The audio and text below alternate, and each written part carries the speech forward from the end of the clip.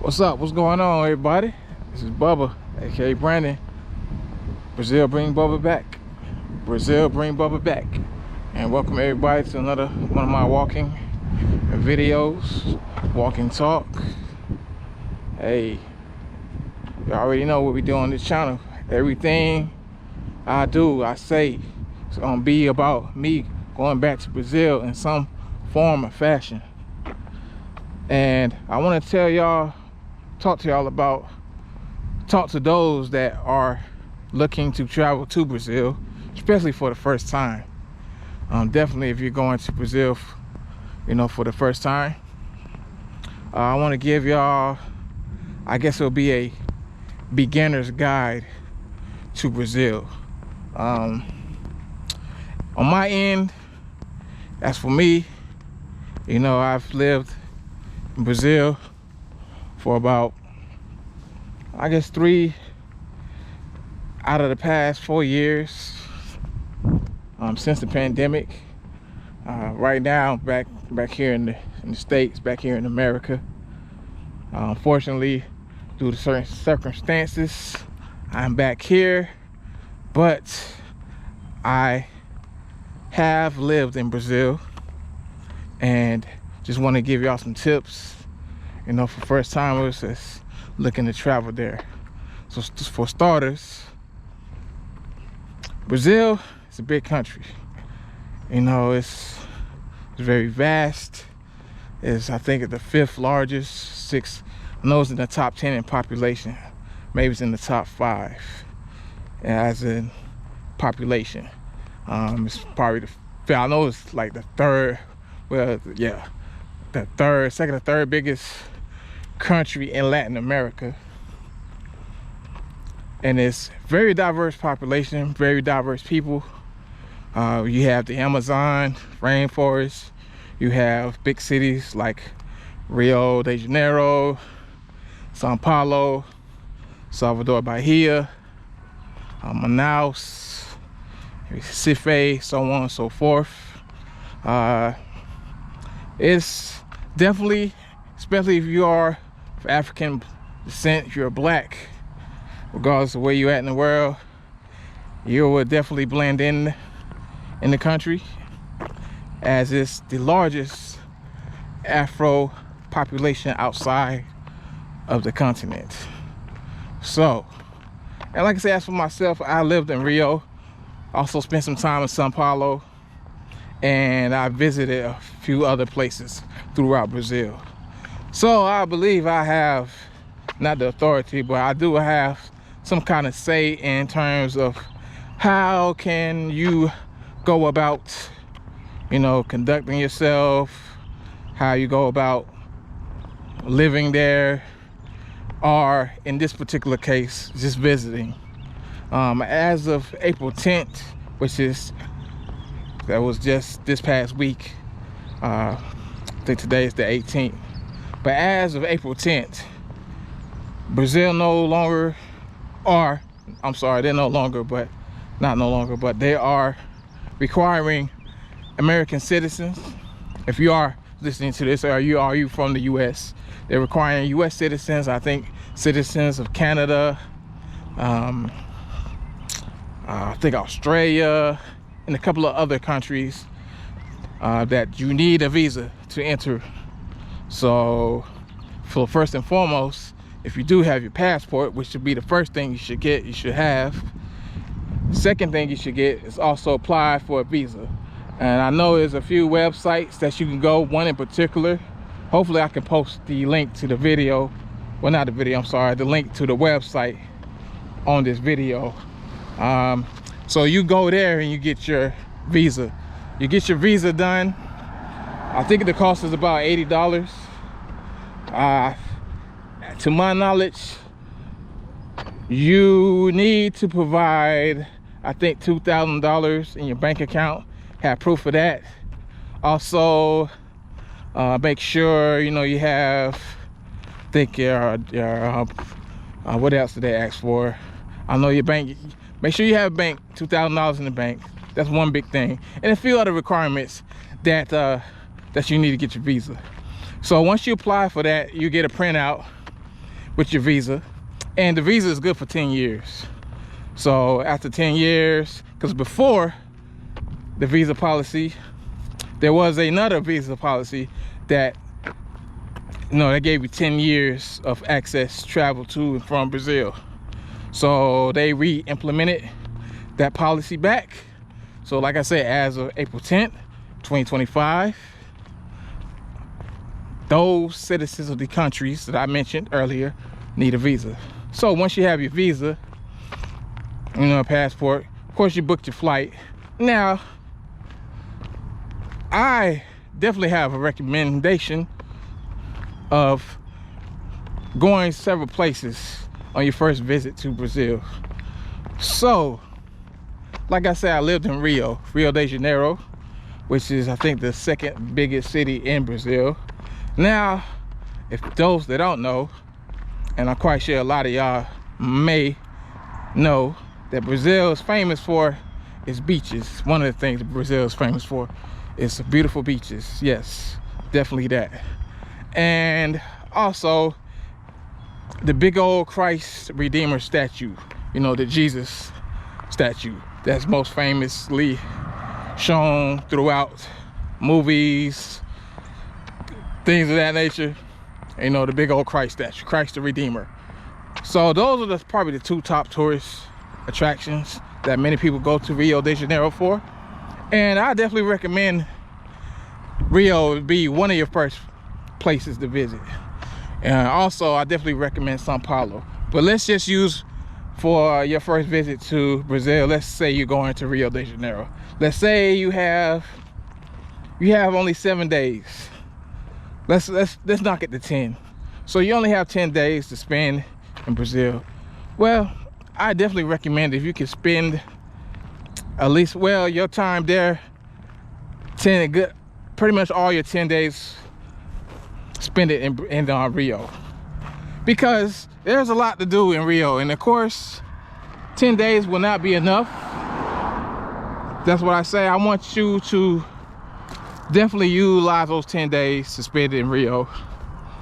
So you booked your flight for Rio. You booked it for, let's say, 9 or 10 days. Now let's go with, I say, accommodation. So the one thing I definitely recommend for a lot of first timers that's visiting Rio, you know, visiting Brazil, well, before that, make sure you get a grasp of the language. You know, go to your Duolingo, you know, go to some kind of YouTube video where you learning for basic Portuguese. You know, you're saying hello, hi, how you doing, what's your name, where is the store, how much is this, please, thank you, just the basic. Because in Rio, there's, believe it or not, there's enough decent amount of people that speak English. You just got to know where to go. But since, let's assume that you do not have a lot of people that speak English, well, this is where your Portuguese comes in. And at minimum, if you can have basic Portuguese, you should be fine, especially if you stay in the tourist areas, which leads me to my next thing, accommodation. So where do you want to stay once you get to Rio? Well, Rio is divided in what they call zonas, or zones. So you have Zona Sul, which is pretty much, they call the South Zone. That is the area that you want to stay in. No ifs, ands, or buts about it. If you're a first timer, you don't know anybody, it's, you know, especially if you're going by yourself, I would definitely recommend to stay in Zona Sul, which is the South Zone. And that's where the famous beaches are at that you probably heard before. Your Copacabana Beach, your Ipanema Beach, all the famous tourist attractions, especially beaches, would be in Zona Sul. So you want to book your Airbnb, your hotel, in pretty much that area, Zona Sul. Now there's other areas that I recommend. like you have the central area, which is pretty much the downtown area. That's also cool. Like I say, just please make sure you stay at an Airbnb, the hotel. Do not book a place at some random guy, some random page that you found on some like random internet site. That's not Airbnb, that's not Verbo, that's not a hotel. You know what I'm trying to say. So that could lead to a lot of crazy things. So like I said, you want to stay in the Zona Sul area, pretty much. Ipanema, LeBlanc, that's another area. That's more of an upscale area. So that's like a lot of, well-to-do Brazilians, they stay in that area. I definitely recommend Ipanema because that's the best of both worlds. It's not. So let me break down the different locations or neighborhoods in Rio. So, and I'm just gonna start with these big three. Of course, there's others, so please do not come at me in the comments for those that saying, hey, well, there's other areas in Rio that they can stay in. Well, I know that. So, but for the sake of this video, we're just using LeBlanc, Copacabana, and Ipanema. So Copacabana, probably the most famous ones out of the three. So that's where, that's the way you have. It's a very mixed bag, and what I mean mixed, you definitely get a lot of the local vibes there. You have a lot of your everyday, your true Brazilians. For the sake of this particular area, let's just call it. So this is where the ambience, don't get fooled by the ambience of Copacabana. Yes, you have the beach, but I say the accommodations are not as aesthetically pleasing. Now there are some nice spots, especially hotels. I think you got the Windsor Hotel there, you got the Hilton Hotel over there. You have your 5-star hotels, but the crowd sometimes can be kind of shaky. It be kind of sketchy, especially at certain times, especially at night. You walking around on the strip, on the beach strip, and that's one recommendation. Please do not walk anywhere that you don't know where you at. Please do not do that. Please, if anything, just stay along the beach walk along with the other tourists, because there's a heavy police presence there, so you are protected in a sense. But again, you want to be mindful of your surroundings, because best believe Rio does have the reputation of being a pickpocketer's paradise. So you have kids from the favelas, they will come, they will come in groups, they will try to distract you, try to offer you candy, and next thing you know, your valuables are gone from your pocket or from your hand. So another thing, just don't go all willy-nilly like I am right now, recording yourself. Although nobody won't pretty much do anything to you, but with your cell phone, especially if you have a brand new iPhone, they will take that, because electronics are very expensive in Brazil. Just like what Trump is doing, they put a lot of tariffs on a lot of their goods, their exports, and their imports. And yeah, iPhones are almost the prices of down payment of cars. No lie. But yeah, be mindful of that. So that's Copacabana. So your next neighborhood is Ipanema, the area I recommend a lot of people should stay at, because there it's a little bit more safer, and at night it's a little bit more calm and quiet, real laid back, real chill. You got your you have your Vanaps, I always mispronounce it, your Apador. So during the evening you can watch the sunset. So I hope y'all can still hear me. It is busy out here in the street. Man, I can't wait to go back, man. I'm tired of this. But yeah, Ipanema is real calm, real laid back. So you don't have a lot of the craziness that's going on in Copacabana like you do. Well, in Ipanema like you do in compared to Copacabana. So, and your last area is LeBlanc. So LeBlanc is your real upscale. That's where a lot of your well-to-do Brazilians, that's where they hang out. You know, your uber wealthy, uber rich. You know, the ambiance is cool. I like the vibe there. I like the energy. It's real. If you like parties, if you like real grown and what they call it, the real grown man, grown woman type of parties, you know, you'll go to LeBlanc. It's had a lot of bars, a lot of clubs. It's very safe there. Of course, the beach is very calm, you know. So don't get alarmed that LeBlanc is right next to favela Vidigal. So yes, favelas are dangerous, but a lot of favelas, they don't have the same reputation as other favelas. So Vidigal, along with Rocinha, which is the other favela in the area that I am talking about right now, those are your more safer favelas. You know, there are a lot of tourists, a lot of you know, tourist companies that operate, that does favela tours. So that's something you want to do. You just make sure you book one with a favela, a reputable, respectable, you know, tour operator that does favela tours, you know, which is cool. But I do not recommend you going to any favela by yourself without knowing somebody, because that is dangerous. That could create a lot of problems. So so yeah, so those are your big 3 areas in Rio that, you know, that I recommend you can stay at. Personally, you'll go with Ipanema.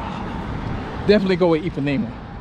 So now let's go again with the accommodation. Like I said, you have hotels, you have Airbnb. Most people, they just book Airbnbs. You can book hotels. However, and I'm talking to a lot of my males right here that, you know, would like to have company, you know, a female counterpart or whatever. Just make sure in the hotel you check the guest policy there, because hotels, they will charge extra for extra people. Unlike an Airbnb where you just put in the number of guests, and in some cases, hey, you know, they just don't want no parties, which is cool, but you can bring however many people you want to bring. So just be mindful of that too. Turns your accommodation. Now, the next thing I want to talk about is the food or things to do. So what can you do if you have 9 days in Rio? Well, there's a lot you can do. You know, first and foremost, you can definitely check out the beach. You know, if I were you, I'll just spend the beach at one of the big 3 I'm telling you about, Ipanema, LeBlanc, or Copa. Just spend the entire day there. Like you say, you have these kiosks where you can buy a barraca. It's like a place you can buy tents, little like umbrellas that you can sit on the beach and, you know, just enjoy the scenery, enjoy the vibes, enjoy the people, you know, go for a swim, whatever you want to do. It's fairly cheap. You might hear me say cheap a lot of times. The barracas, you know, they're in abundance. I think it's over a gazillion of them. So just pick one, whatever you like, whatever your taste, whatever suits you. Just pick a barraca, and you'll pay, I think, if I'm not mistaken, you'll pay the equivalent on average just to sit down. I think it maybe like $3 or $4. You know, you get a tent, you know, you get a chair. Then, you know, some barracas, they have, you know, there are like restaurants too, like little mini restaurant. They give you like a little snack bar. You know, they bring out a menu and stuff out to you. You can get shrimp, chicken, whatever you want. You know, yeah, man, it's fairly cheap. Everything fairly cheap. I say at the most you'll probably spend, you know, just for a chair and a seat on the beach. No more than $7. You know, no more than 10. You know, no more than $10 you'll spend. So, and you can literally be there, because they usually get there like around about 7 or 8 in the morning till about 6 or 7. You know, so you can literally spend the whole entire day at that Bahaka, man. And just, you know, your budget's your budget. You can spend how much you want to spend, but you can do that. So that's one of the things you can do. Like I said earlier, you know, you want to check out the favelas, you can do that. They got tours for that. They also got tours if you want to check out Christ statue. If you want to check out the mistaken me, it's the steps. It's the Escalaron steps, the colorful steps in Rio, which is in the neighborhood of Lapa. So I'm quite sure they have tour operators that do that. But if you on the adventurous side, now this one thing I do recommend, if you want to do that by yourself, you can. That's cool. But I advise you to go during the day, where there's a lot of people and it's light, the sun is out. Like I said, I do not recommend you do anything at night, especially by yourself, where there's not a lot of people, or where there's a lot of people, but you don't know where you are. So, but like I said, you can check out a lot of the steps in Lapa, the colorful steps. So, you know, that's a place that I definitely recommend also you check out. You know, I don't know, you know, Pharrell and Snoop Dogg, they had a famous video, they sitting on those steps. So, but yeah, like I said, you got the Christ Redeemer trip. You can do that. There's also like little they call blockos, but that's for Carnival. That's if you're going to Carnival. So if you're in Rio in particular between February and March, somewhere around there, now that's one extra thing you can check out. And again, just definitely take precaution on your surroundings, especially in large crowds. But the blockos are also great too. So they have different amounts, different blockos everywhere around Rio. Also, well, so now, depending on your budget, how much you want to spend, you know, I would definitely check out other areas. Now this is where you get an Uber, and this is why I'm about to say Uber's there. The Uber the Uber in Rio, let me get it out, is really cheap, dirt cheap. I mean, when I was living there, man, I don't remember paying,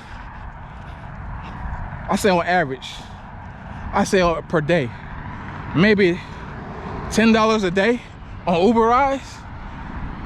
You know, that's per day. And I'm going on at least 20, anywhere between 5 to 10 trips a day using Uber. And it's only cost me on average $10. US $10. Yes, it's that cheap there. So that's another thing. You're getting around there, I definitely recommend Uber. Uber everywhere. It's cheap, it's inexpensive, and it's safe. So it's better than taxis. So, but so I'm trying to think of anything else. So those are the main things. You know, if you want to do anything in Rio, just make sure, you know, you do your research. But I just, off the top, I'm giving you, you know, you can tour the favelas, you can tour the Christ statue. There's helicopter tours. You can take a helicopter, look all over, look down on all Rio. There's what do you call it? Not skydiving, but it's paragliding, something like that. You know, I don't do the hikes thing, but you can do that too. Parasailing. There we go. I think that's it. You can do that there. So there's a lot of things to do. You know, there's a lot of parties. Now, if you with a group of friends, a lot of things will open up. A lot of more things open up because you're with friends. You know, everybody's with you. You're protected in the sense. So then, now you can go to your like bars, especially on the weekends. You go to Lapa, have a good time. You can go to other neighborhoods around in Central. You can go to Barra de Juca. They got a lot of stores there. You can go to like Mondays, they got a place called Sal in Central. Sal, Pedro do Sal. Pedro do Sal. So they got that. They have that in Central. You can go there. You can, man, like I say, the atmosphere there on Mondays is crazy at Pedro do Sal. So y'all want information, just look up Pedro do Sal, Rio de Janeiro on Monday. You probably can see millions of videos of it on YouTube. So, but yeah, I mean, that's all I can think of right now. If this is your first time, like I say, the main thing is this. You know, I always want to exercise caution. You know, anywhere you go, just be aware of your surroundings and take advantage of the cheapness in Rio and Brazil, man. Everything is cheap there. I think as of this video right here, I think the exchange rate was like 6 to 1. So one of our dollars is 6 of their dollars. So you do the math in terms of what you can buy down there. So everything is fairly cheap, and you know, you don't have to worry about, you know, if you want to, you can get a cell phone plan, but I wouldn't do that as a first timer. But there's plenty of other things I can't think of right now. But this is just a quick little tips, give you quick tips of, you know, your first time going to Brazil, in particular Rio. Some things you should do, should be mindful of. But yeah, y'all let me know, man. We got any first time people going to Rio, going to Brazil? Yeah, man, if y'all are, if this is your first time, I would definitely like to know. And you know, when you're going and what you plan to do. And hey, I can tell you more about it, especially you know, just how to move around in Rio. So like I said, I lived there for a few years, and I could definitely help you out on that. So, but once again, Brazil, bring Bubba back. You know, I appreciate y'all for tuning in. Please definitely like, share, subscribe, especially to those that might want to hear this if they're their first time going to Brazil and you want to get a like an unfiltered, raw, authentic type of game I'm giving y'all, man. I know a lot of YouTubers, you know, they'll sell you a little, they'll sell you some bad info, man, about, you know, your first time going to Brazil, you know. And I want to give you more an authentic, you know, kind of rundown of Brazil. So, but yeah, this is Bubba. I appreciate y'all. Hey, make sure y'all like, comment, subscribe, as I try not to get hit by a car. And till next time, holla at y'all. Peace.